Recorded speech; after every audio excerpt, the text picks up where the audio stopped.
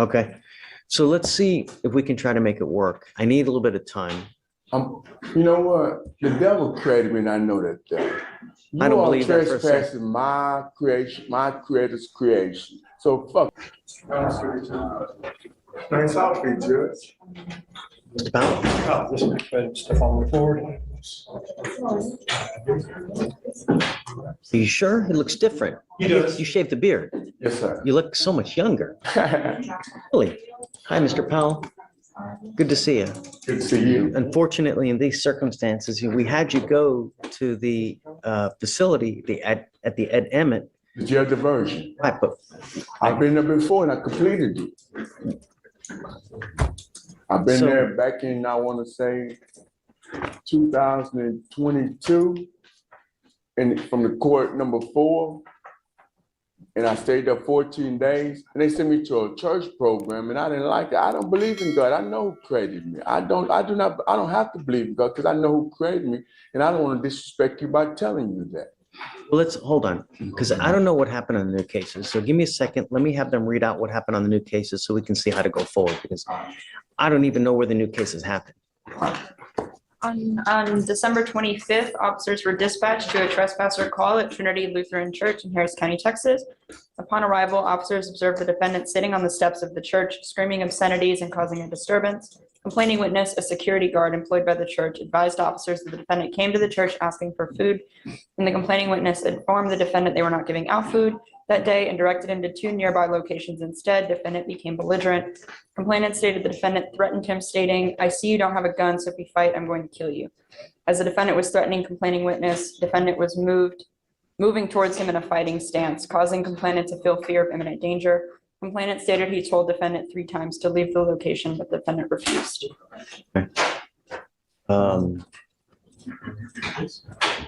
What would you like to do, Shreya? Well, Judge, my understanding from speaking with Mr. Powell right now is that he's okay keeping the bail as is. And so he's waiving a bail hearing. Is that right, Mr. Powell? I just want to make sure. No, that's wrong. Do you want to go back to the Ed Emmett place? Yes, sir. You want to So I try get to my see? medication. So I get my medication. You- Because, It doesn't matter. I just want to know if you want to do that. yes, sir. We can try to make it work. Yes, sir. Is that Okay. something you can do? So a couple things. To do that, we would have to go through Brad Morse for the mental health, see if Brad even wants to offer that. Then I'd have to get a PR bond with the condition that he gets released there again. Sure. And so Do you know how long that program is, Shreya? So Judge, it actually could be 10 minutes or it could be 2 weeks. It just depends on the nature of how long they decide to keep him there. It looks like this time they kept him from the 18th until Christmas. I believe he was released on the Christmas Eve. And then this case occurred Christmas morning at about like 7 or 8 a.m. Okay. So let's see if we can try to make it work. I need a little bit of time. You know what? The devil created me, and I know that. I don't believe that for a second. Trespassing my creation, my creator's creation. So fuck you. Oh, okay. Thank you, Mr. Bell. Try to see if we can make it work. Yes. Okay. Reach out to Brad. And if that, I think we may need something even more intensive, longer lasting. So Yes, reach out to Brad, see if there's something more intensive and longer lasting. And then I guess today's Monday, you want to set it for maybe Thursday? Yes. Is that the second, Judge? Yeah. You Yes. okay with that? Yes. Okay, let's do that. I'll reach out to him right now and I'll get on it. And then I'll find PC on both of them. Injuries or any trouble, and that he was driving his motor vehicle 2 to 3 hours prior, and that he was on his way to drop it off at a mechanic when his vehicle was hit. The defendant called the insurance company, and the defendant walked home because no one arrived on scene, and the defendant was going to pick up his motor vehicle in the morning. And the officer made contact with the complainant, who stated she heard a loud bang and observed damages, approximately $1,025. So are you telling me that he did stay though? No, what happened, Your Honor, is that he struck the mailbox at the apartment, and the defendant said that he called his insurance, no one came to the scene, so he walked home. And the officer, when he arrived, saw the empty. Did he make an attempt at the scene to anyone? All he said is that he called the insurance company. That's the only person that he had stated he called. And then after that, he walked home because no one arrived on scene. And then that's when the officer arrived and saw his empty vehicle damaged. And then he found a utility bill and an ID. I have so many questions. Let's do this. I'm going to appoint you a lawyer, or you have a lawyer, right? Let's do this. I'm going to hold off on finding probable cause at the moment. Let me wait for your lawyer to get here. We'll revisit PC and here momentarily.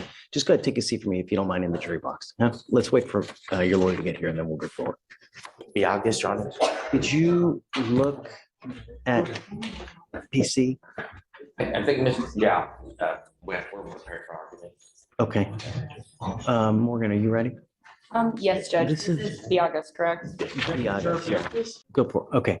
Ball's in your court. Your Honor, Mr. Biagas, when he climbed to the mailbox pole, he didn't stop. He got out of the car. There's no one to talk to.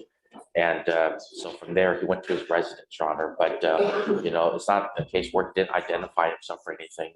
And then we don't know what the restitution amount's going to be from the mailbox.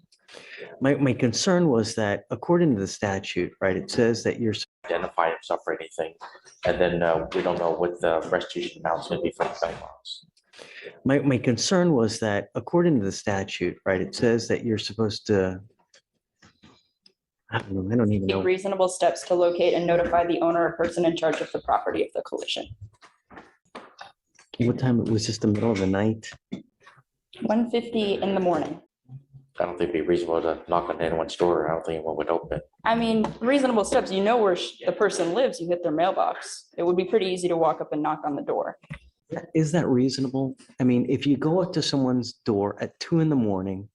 and you start knocking on the door, are you going to scare the, Probably, Judge, but I would want to know if it were my mailbox and somebody ran their car into it. Would you open the door and go out? I would look through the peephole and I would see, I and then I would guess see there a are crashed there car. are other measures I guess you could take theoretically, Something. right? I guess leave. Right. Maybe leave a note on the door. Okay, all right. Mr. Biagas, come up. I mean, reasonable measures, right? And I guess that would, have you run his license, see if he has a valid Texas driver license? Mr. An out-of-state Florida license that appears valid in our system. Okay, Mr. Biagas, I'm going to find that there's probable cause to go forward with your case. I'm ordering you not to drive any vehicle unless you have car insurance in your name. Do you understand? If I find that you're driving without a license and or liability insurance in your name, it's not going to go well for you. Do you understand?